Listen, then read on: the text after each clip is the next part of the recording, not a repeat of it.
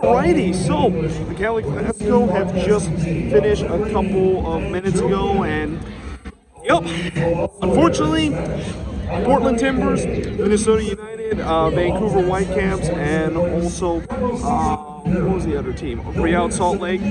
Yeah, I'm sorry, but you didn't get help tonight because the LA Galaxy got a big win tonight over the Quakes to help their playoff chances. And listen, I'm not going to sugarcoat it. That was probably one of the worst games I've seen the Quakes play this season. I mean, this game kind of felt like it was a reverse from the one we saw back in May, where, remember that game when they played the Galaxy and they were doing very well in the first half, scored those 3 goals, and then the Galaxy did make it a little bit interesting by scoring 2 goals in that one. Well, that's kind of how this is, though. The second goal for this game where the Quakes scored didn't really happen until like the 94th minute, and they literally blew the full-time whistle after that. I mean, even when that goal went in, I didn't even say over because I knew they were going to probably blow for the full-time whistle, and that, yeah. I mean, what a poor game this was for the Quakes. Like this, really from minute 1 all the way up to around 75, they basically were not in this game whatsoever. And credit to the Galaxy. I mean, the Galaxy played very well in this game, and this is kind of what the Galaxy can do when they have the players to do it.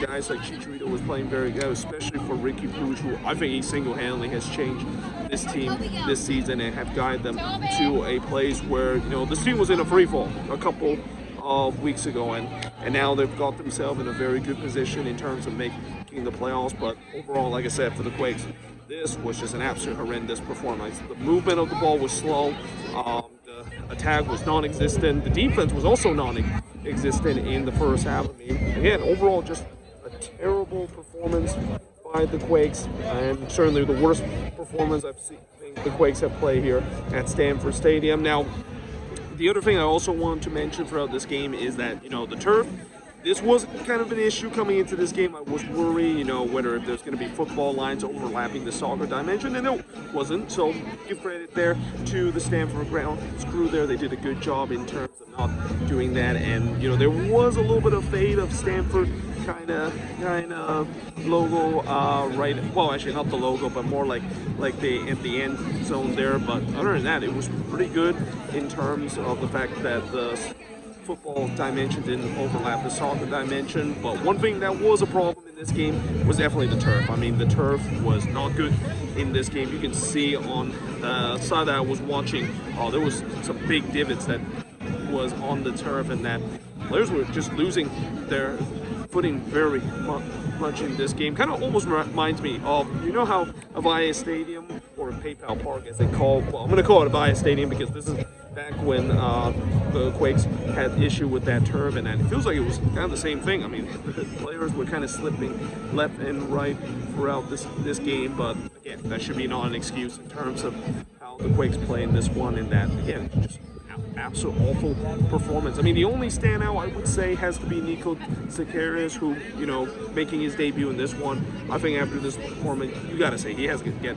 another shot or two. I mean, he brought so much energy to this midfield. He was really the only guy, I think, out there that really kind of cared for this game. Like, it feels like every one of those players was just going through the motion. And again, having a Cali Clasico during this time of the year, I mean, if this was happening in June, I wouldn't think the Quakes would be playing like this, but it just feels like the way that the Quakes play in this game, it almost feels like they just want the season to be over with. They don't want to be part of this anymore, and that, yeah, obviously just a horrendous performance for the Quakes, but, for the Galaxy, this is definitely promising for them. I mean, the only thing that maybe is a negative for the Galaxy is the fact that there was some tense moment on the defensive end at the end, but still, that's what it is with Stanford. Like, sometimes there's going to be some crazy moment, and again, I wish maybe the referee didn't blow for the full-time whistle right after when that second goal scored, because who knows, maybe there would be another crazy moment in the Cali Clasico in Stanford. But either way, that's pretty much just a kind of quick recap. Oh, by the way, the goal scorer in this one, we got Chicharito scoring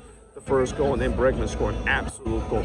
Golazo with the second one, though, again, that probably shouldn't have happened if XAU didn't just give the ball away cheaply, and then Chicharito scored it again to make it 3-0. By the way, it was a lovely 1-2 combination between him and Alvarez. Like, that was some Man City level soccer that I've seen when that one went in. The Quakes did win a penalty and then made it 3-1, and then there was like an own goal right at the end. It was kind of a hilarious kind of own goal that I saw to kind of make the game a little bit interesting. But like I said, they blew the full-time whistle after that goal was scored. So yeah, we never really kind of get maybe some late crazy Stanford magic as we've seen before in the Cali Clasico. And again, overall, if you were rooting for the Quakes and you're a Minnesota United fan, or you're a Portland Timbers fan, or you're a Vancouver Whitecaps fan, or even a RSL fan, yeah, this was not a great night for you because the Quakes weren't able to help them out. And that, yeah, it's going to be interesting to see how these next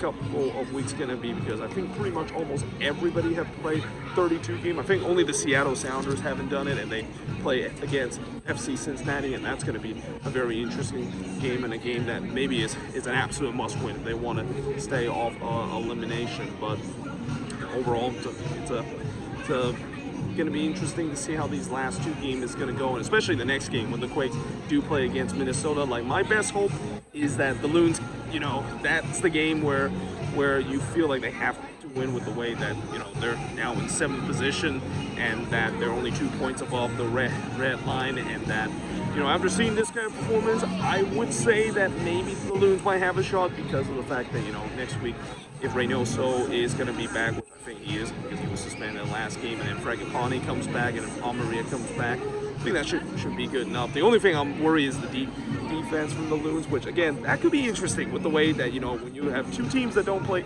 defense but they have some good attacking power, it's going to be interesting to see how that's going to go. But yeah, speaking of that, the reason why I'm talking about that game is I'm actually going to be going to next week game between Minnesota United and the San Jose Earthquakes, and I'll of course will do a recap like what I did here. But anyway, hope you guys enjoyed this video. If you do, make sure you guys leave a like, smash the subscribe button. Again, I'll give you the full detail of what actually happened in this game probably tomorrow, because when I get back home tonight it's going to be a little bit late, and I'm actually going to stay watch the fireworks show. I don't know why I'm doing this. I was planning not to do it, but since I'm already up here near the grass green, I might as well just watch the fireworks show and then go home. But either way, hope you guys enjoyed this video. If you do, make sure you guys leave a like, smash the subscribe button, and yeah, I of course will see you guys next time.